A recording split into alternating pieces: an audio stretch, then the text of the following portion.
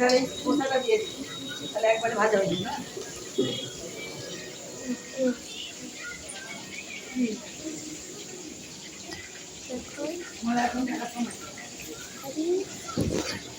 মা ওখানে ভাজছে ইলিশ মাছ।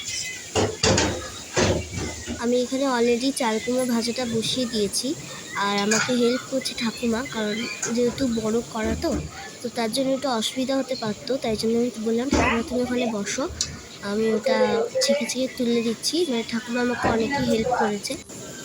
চাল কুমড়ো ভাজাটা হয়ে গেছে, এবার আমি করছি কলা ভাজা। এখানে তো অনেক মানে 19টা রকমের মানে ভাজাভুজি হয়, তো সেইগুলো আমি করেছি। প্রত্যেকটা জিনিসই তোমার সাথে শেয়ার করলাম।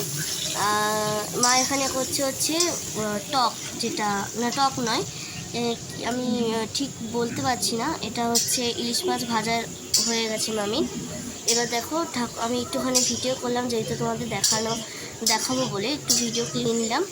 আর মামি ওখানে করছে টক, আর ঠাম্মা ততক্ষণ করছিল ওখানে যে নাড়ছিল।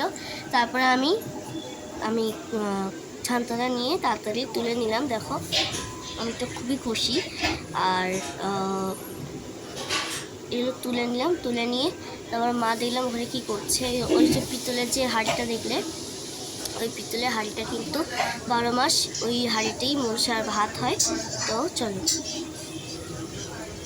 এবার দিদা হচ্ছে মাকে দিদা একটু শুয়েছিল, কারণ দিদারও শরীরটা